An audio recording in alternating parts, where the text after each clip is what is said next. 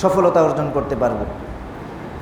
আমরা এই দারুল হাদিস সালাফিয়া এই মাদ্রাসায় আমরা যদি একটু শ্রম দেই, একটু পরামর্শ দেই, একটু টাকা খরচ করি, বা আমার কাছে কোনো কিছু নেই, আমি মাদ্রাসার প্রশংসা করলাম, আরেকজনকে বললাম যে এখানে অনেক সুন্দর পড়ালেখা হয়, এখানে আসহাবুস সুফফা সাহাবারা যেভাবে শিখেছেন সেই অনুযায়ী এখানে পড়ালেখা হয়, তাহলে কিন্তু মানুষ আসবে এই মাদ্রাসার আরও মৌমাছির মতো, যে এখানে ভালো শিক্ষা হয়, এখানে চলে আসবে।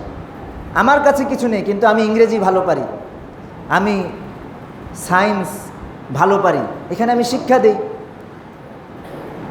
তাহলেই তো এই মাদ্রাসা দাঁড়িয়ে যাবে। এই মাদ্রাসা দাঁড়ানো আছে আলহামদুলিল্লাহ, কিন্তু আরও উন্নতি হবে, উন্নতির তো শেষ নেই।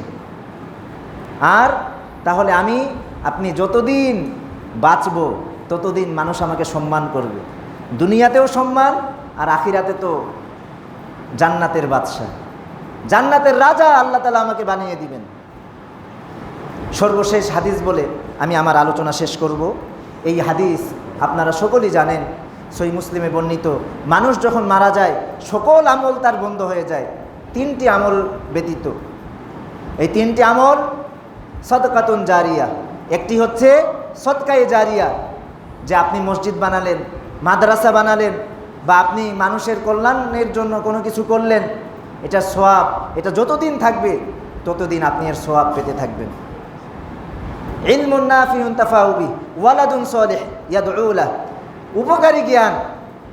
আপনি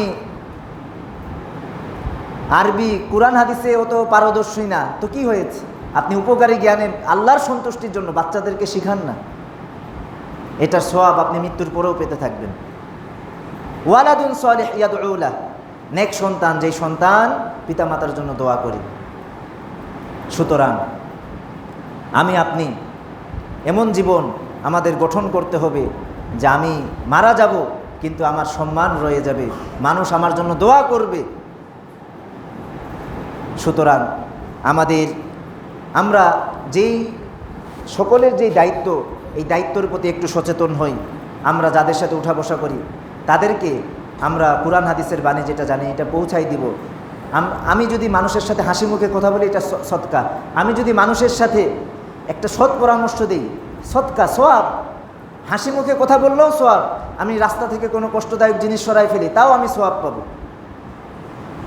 আমি কোরআন হাদিস থেকে যদি একটু আমল করি, এলেম অর্জন করা কেন ফরজ, আমি যদি একটু আমল করি, কিন্তু এটা কোরআন হাদিসের একদম নিখুঁত বাণী, এটা রসিলায় আমি জান্নাতে যেতে পারবো। আমি যদি একবার সাইয়্যিদুল ইস্তিগফার করি, ওই দিনে মারা গেলে আমি জান্নাত। একবার যদি রাতে পাঠ করি আর ওই দিনে যদি মারা যায়, আমি জান্নাত। বুখারীতে হাদিসটি এসেছে। অল্প আমলেই নাজাতের জন্য যথেষ্ট, যদি এটা কুরআন আর হাদিস থেকে হয়, সহিহ হাদিস থেকে হয়।